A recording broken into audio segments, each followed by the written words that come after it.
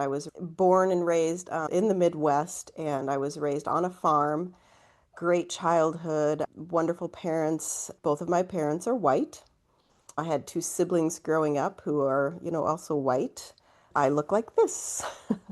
So I'm sitting here looking at you, and I would say you have dark brown hair. It's curly. Well, it's pretty black when I don't color it.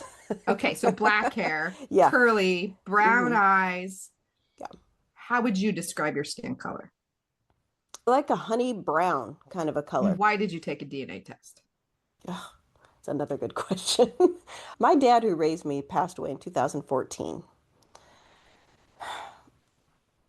It was harder on me than I ever would have imagined. Sometimes you don't realize it's almost like when you need glasses and you don't realize how bad your eyesight had gotten until you put the glasses on. I sent it, spit in the tube, sent it off, and yeah, got my email that popped up. Your results are in. I was at work and gonna do the whole, oh, I'll look at it when I get home, and that lasted like, I don't know, 10 seconds.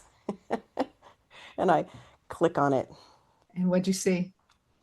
So I saw the first thing that popped up was ethnicity, and it was like 52% or something. I'm going to get the percentages wrong. They've changed so many times. 52%, something like that, Western European. I'm like, oh, yeah, makes sense. And then it was like 48% West Coast of Africa. And I'm like, hmm, like, that's interesting. Like, that seems a little strange. But anyway, I had had a friend, one of my best friends, had taken a DNA test through Ancestry because she knew she was adopted and she'd been trying to find her parents for a long time. So I called her and just said, hey, when I get off work, can I come see you for a minute? I said, I did something. I just need to talk through it with somebody. She's like, sure. I So I, did something. I did something. That's what I told her. I said, I did something. So I show up at her house with my computer and open it up.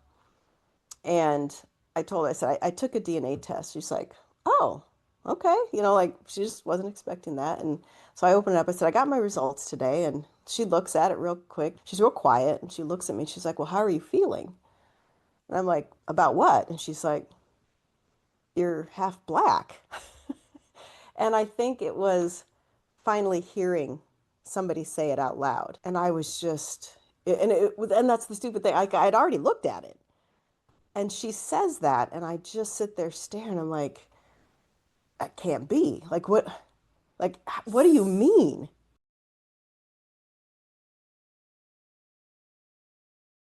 You Saying it know, out loud makes it yeah, feel so real to hear it either come out of your so mouth or real. someone else's. Hmm. So real. And you get that if you've ever had that whole bad news thing, where you can start hearing your heartbeat, in your head and your ears. And that's what it was doing, and my heart started beating really fast. And I just sat there, and she's like, I think she knew. She's like, okay, we need to move on for a second. And she's like, well, have you looked for any matches? And I'm like, what are you talking about? Like, I hadn't explored the Ancestry site at all. I What? They didn't do know. matching? I know. I'm like, what are you talking about? And she said, well, she's like, they can match you with other people who have taken a DNA test. I'm like, well, no. And so anyway, she clicked on it and she's like, I've only ever had second and third cousins. And she'd been doing all of her research and trying to find her biological parents. We click over there and she got real quiet again because I had two close family matches.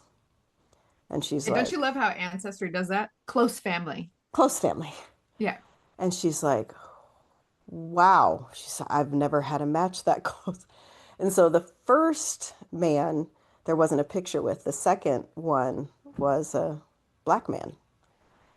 And she's like, okay. So we start kind of looking at how they rank. You match this many centimorgans, what that can possibly be. And they were either a grandfather, an uncle, or a half sibling.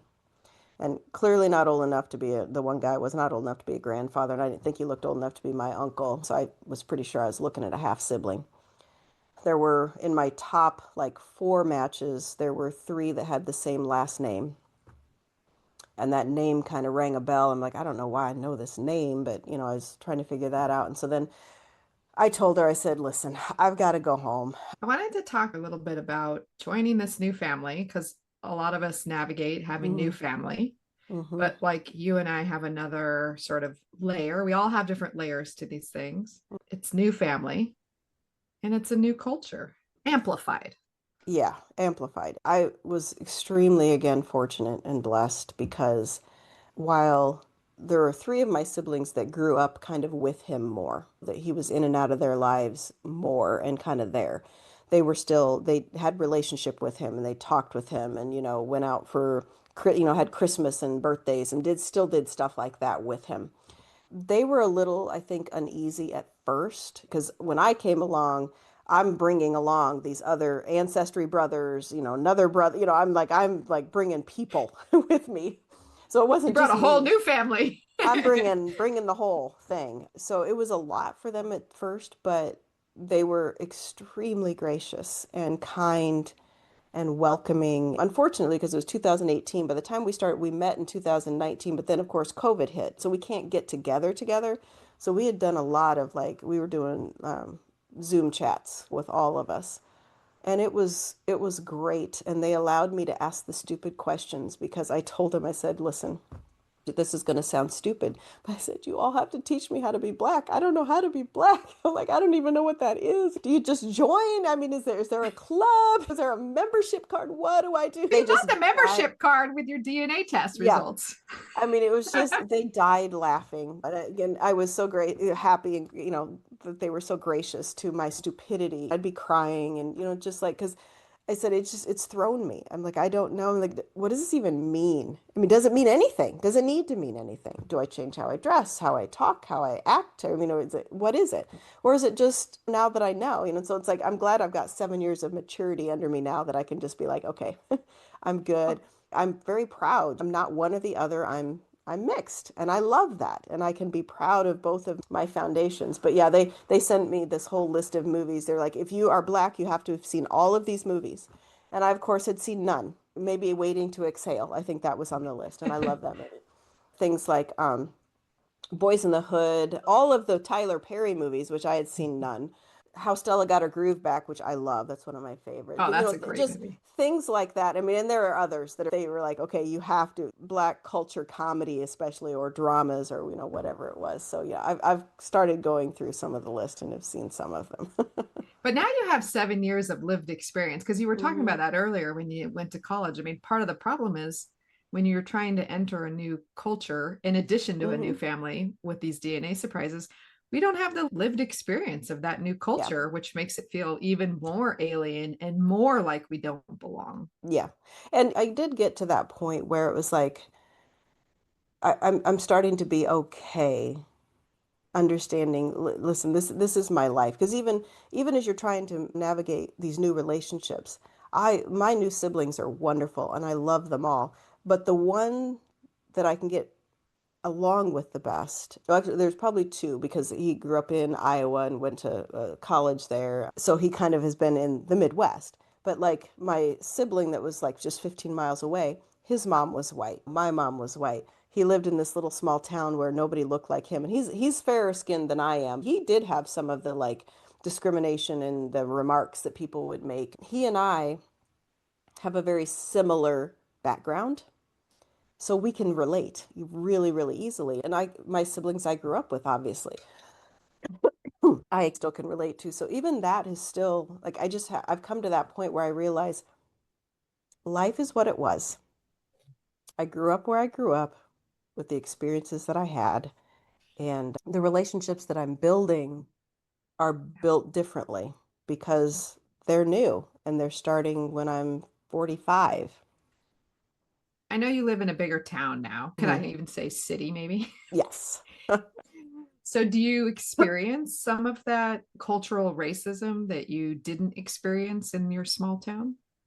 Um, no, I haven't here. Now, I will say, um, I work in the poorest county in my Kansas City area. I'm a family service worker, and I'm in a very, very diverse school district, public school district. So, honestly, it's been really good, and I feel really comfortable. It's just like I've just kind of been able to meld in because it's like I don't stand out at all. And it's weird coming from where I was to here. When I moved, a lot of people are like, why are you moving? I needed to be somewhere where I could start and nobody knew who I was.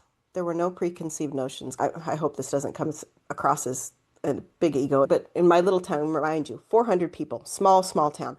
Because I was a really good athlete, everybody knew who I was. I would walk in places and people know who you were. I needed to be somewhere where nobody knew who I was, nobody knew my background, nobody was like, oh, you're her, and had all of these preconceived notions. And so I come here and I was like, all of a sudden, I just blended in.